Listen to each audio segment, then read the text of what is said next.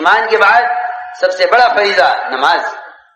اس نماز کے فریضے کے لیے لوگوں کو دعوت دے کر مسجد کے ماحول میں لانا، ناپاک ہے غسل کرا دینا، وضو نہیں ہے وضو کا طریقہ بتلانا، اور نماز پیار سے، محبت سے، اکرام سے، ایسے کہ بچ جاؤ آنے والوں کے سامنے، ان کے اپنے سگے ان سے ایسے نہ ملتے ہوں جیسے جماعت آنے والوں سے ملے، جیسے ان کا استقبال کیا جائے.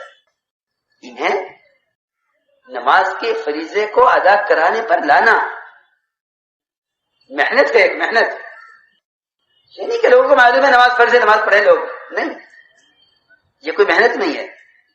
آپ ایک بڑا سا بورڈ لگا دیں بازار میں نماز قائم کرو، یہ نبوت کا طریقہ نہیں ہے. طریقہ یہ تھا کہ نماز قائم کرو، اس کے لیے آپ نے کیا محنت کی، اس کے لیے آپ نے کیا محنت کی. بلال رضی اللہ عنہ ایک ایک کے گھر پر جا کر نماز نماز نماز نماز کہہ کر سب کو نماز کے لیے آتے تھے. آج نماز کے لیے، کیونکہ دیکھو بات یاد رکھو، جب تک امر معروف اور نہی عن منکر ان دونوں کاموں کے لیے ہر شخص خود اپنے بدن کو استعمال نہیں کرے گا، اس وقت تک اس کی دعوت میں تاثیر اور اس کی بات کے اندر اثر نہیں ہو سکتا. اعضاء انسانی کا استعمال ہونا مجاہدہ ہے، قلم مجاہدہ نہیں ہے، تحریر مجاہدہ نہیں ہے. اعضاء انسانی کا استعمال ہونا مجاہدہ ہے، اعضاء انسانی کا استعمال ہونا مجاہدہ ہے، تحریر مجاہدہ نہیں ہے. اعضاء انسانی کا استعمال ہونا مجاہدہ ہے. آپ کی گلی میں پھیری لگانے والا کپڑا لے کر 10 چکر لگاتا ہے ایک گلی میں، گھر والے خریدتے نہیں، یہ ضرورت نہیں ہے، لیکن حضرت فرماتے تھے اس کی اس کوشش سے اس کی آواز میں ایسی تاثیر اور ایسی جاذبیت پیدا ہو جاتی ہے کہ صبح سے چکر لگانے والے کو شام وقت کو کہتے ہیں گھر والے، ارے لے کے ڈال لو کام آ جائے گا، ہاں لے کر رکھ لو کام آ جائے گا، پھر پتہ نہیں کب آئے کب نہ آئے، لے لو. سمجھتے کہ یہ اندر والوں کی جو رائے بدلی ہے چیز کے لینے کی، وہ اس کے مجاہدے سے بدلی ہے. دیکھو اگر ایک آدمی اپنی دنیا کے لیے مجاہدہ کر کے لوگوں کے دلوں میں اپنے دنیا کے لیے مجاہدے سے چیز کی رغبت پیدا کر سکتا ہے، تو پھر جو آدمی نماز کے لیے اور ایمان کے حلقوں کے لیے اور تعلیم حلقوں میں جوڑنے کے لیے خود محنت کرے، اس کی محنت کے اثرات غافل دلوں پر کیوں نہیں پڑیں گے؟ سوچو ذرا. اس لیے ہمیں چاہیے کہ دعوت دے کر مسجد کے ماحول میں لائیں اور نماز ادا کرائیں اور نماز کا طریقہ بتائیں. ہماری مسجدوں میں ائمہ خاص طور پر اس بات کا بہت زیادہ خیال رکھیں. ان کی ذمہ داری سے نماز پڑھانے کی نہیں ہے، بلکہ محمد صلی اللہ علیہ وسلم اپنی مسجد کے نمازی کے معلم بھی ہیں، ممتحن بھی ہیں، نگراں بھی ہیں. ایمان صحابہ سے پوچھا کیا سیکھا تم نے بتلاؤ. نماز صحابی کی دیکھ رہے ہیں کہ میری تعلیم کے مطابق ہے یا نہیں ہے. یہ نہیں کہ امام نماز پڑھائے اسے کیا پرواہ کہ مسجد میں کس کی نماز صحیح کس کی نماز صحیح نہیں. امام کی ذمہ داری ہے. آپ امام ہیں، آپ نبوت کے مسلح پر ہیں، آپ کی ذمہ داری وہ ہے جو نبی کی ذمہ داری ہے. اس لیے کہا جاتا ہے کہ ائمہ خاص طور پر مسجدوں میں آنے والے مصلیوں کے لیے کسی ایک نماز کے بعد نماز کا طریقہ، قرآن کا حلقہ، نماز میں قرآن پڑھا جانا ضروری ہے.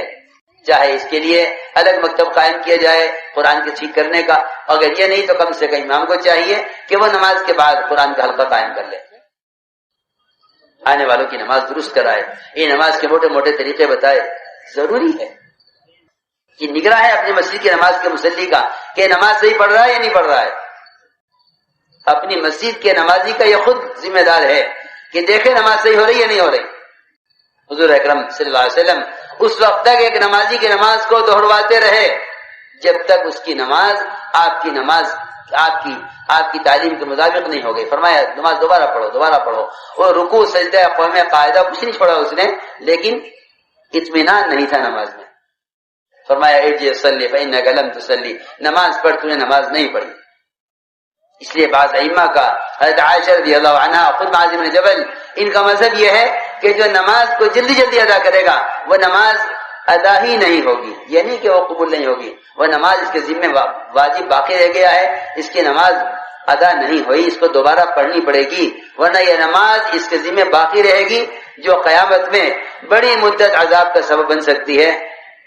اس لیے فرمایا کہ نماز اطمینان کے ساتھ ادا کرو۔ اس راستے میں نکالنے کا ایک بنیادی مقصد یہ بھی ہوتا ہے کہ آدمی اسباب کی مشغولی سے جس کے لیے نماز میں جلدی کرتا ہے، جلدی پڑھو جلدی کرو، دکان پر جانا ہے، اب تو وہ تو تاجر کی بات ہے، یہاں تو کام کرنے والوں کا حال یہ ہے کہ جلدی نماز پڑھ لو پھر مشورہ ہوگا، جلدی نماز پڑھ پھر کش میں جانا ہے۔ ایک صاحب پوچھنے لگے کہ جی اوابین کا کیا کروں، آپ کے اوابین پڑھو اور ہمارے یہاں مغربات گشت ہوتا ہے۔ ارے تو اب تک یہ نہ سمجھا کہ دعوت عبادت کو جمع کرنا اصل تھا۔ اطمینان سے مغرب کی نماز پڑھو، سنتیں پڑھو، اوابین پڑھو، اوابین پڑھنے کے بعد جب فارغ ہو جائیں سب، پھر آؤ کہ بھئی چلو اب گشت کریں گے، اب گشت کریں گے، اوابین پڑھو، اوابین کے بعد گشت ہوگا۔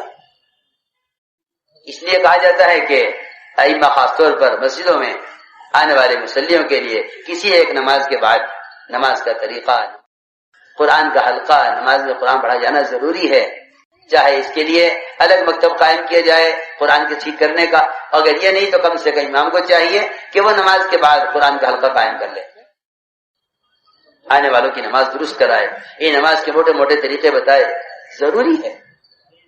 یہ نگراں ہے اپنی مسجد کی نماز کے مصلی کا کہ نماز صحیح پڑھ رہا ہے یا نہیں پڑھ رہا ہے۔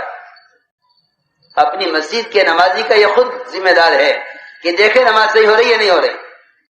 حضور اکرم صلی اللہ علیہ وسلم اس وقت تک ایک نمازی کی نماز کو دہرواتے رہے جب تک اس کی نماز آپ کی تعلیم کے مطابق نہیں ہو گئی۔ فرمایا نماز دوبارہ پڑھو، اور رکوع سجدہ قوم قاعدہ کچھ نہیں پڑھا اس نے، لیکن اطمینان نہیں تھا نماز میں۔ فرمایا ارجع صلی فإنک لم تصلی، نماز پڑھ، تو نے نماز نہیں پڑھی۔ اس لیے بعض ائمہ کا، حضرت عائشہ رضی اللہ عنہا، خود معاذ بن جبل، ان کا مذہب یہ ہے کہ جو نماز کو جلدی جلدی ادا کرے گا وہ نماز ادا ہی نہیں ہوگی، یہ نہیں کہ وہ قبول نہیں ہوگی، وہ نماز اس کے ذمہ واجب باقی رہ گیا ہے، اس کی نماز ادا نہیں ہوئی، اس کو دوبارہ پڑھنی پڑے گی، ورنہ یہ نماز اس کے ذمہ باقی رہے گی جو قیامت میں بڑی مدت عذاب کا سبب بن سکتی ہے۔ اس لیے فرمایا کہ نماز اطمینان کے ساتھ ادا کرو۔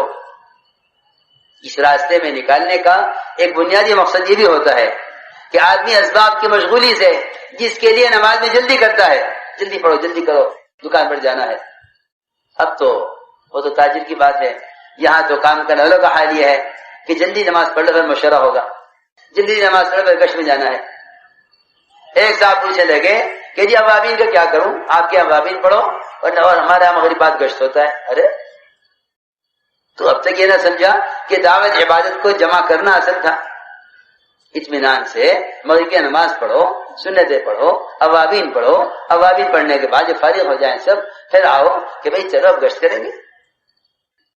کیونکہ جب کام کو کوئی تنظیم سمجھ لیا جائے اور اس کے لیے وقت طے کر جائے اس وقت یہ کام ہونا ہے، انہیں کوئی پرواہ نہیں ہوگی نماز کے بعد کی سنتوں کی، انہیں کوئی پرواہ نہیں ہوگی نماز کے بعد کی اوابین اور نماز کے بعد کی تسبیحات کی۔ یہ کہیں گے نماز کے بعد مشورہ ہے، یہ چھوڑ کے تسبیحات مشورے بیٹھ جائیں گے۔ ارے دعوت عبادت کو جمع کرنے کا حکم دیا گیا تھا، تم عبادت چھوڑ کر دعوت میں لگ گئے۔ جلدی چلو گشت کے لیے، گشت کا وقت ہو گیا۔ سنتیں، ارے سنتیں تو نفلیں ہیں اور نفلیں اتنی ضروری نہیں ہیں، اصل تو گشت کرنا ہے، یہ اجتماعی کام ہے، انفرادی کام ہے۔ یہ سب شیطان کا دھوکہ ہے، یہ سب شیطان کا دھوکہ ہے۔ عمل سے ہٹانے کے لیے ایک عمل کو ادنا، ایک کو اعلیٰ بتا دے گا تاکہ اس کو کر لے، اس کو چھوڑ دے۔ حالانکہ دعوت عبادت کو جمع کرنا یہ دین کا حسن ہے، اور دعوت عبادت کو جمع کرنا یہ دین کا کمال ہے۔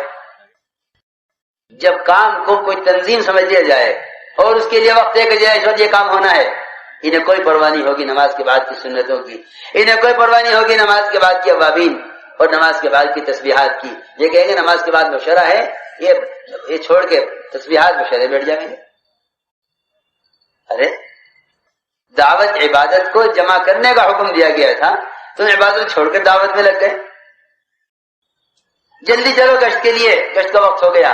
سنتیں، ارے سنتیں تو نفلیں ہیں اور نفلیں اتنی ضروری نہیں ہیں، اصل تو گشت کرنا ہے، یہ اجتماعی کام ہے، انفرادی کام ہے۔ یہ سب شیطان کا دھوکہ ہے، یہ سب شیطان کا دھوکہ ہے۔ عمل سے ہٹانے کے لیے ایک عمل کو ادنا ایک کو اعلیٰ بتا دے گا تاکہ اس کو کر لے اس کو چھوڑ دے. حالانکہ دعوت عبادت کو جمع کرنا یہ دین کا حسن ہے اور دعوت عبادت کو جمع کرنا یہ دین کا کمال ہے. اگر آپ نے ابھی تک ہمارا چینل سبسکرائب نہیں کیا تو فوراً سبسکرائب کیجئے، ساتھ بیل آئیکن پر کلک کریں تاکہ مزید آنے والی ویڈیو ہے وہ آپ کو وقت پر ملتی رہیں.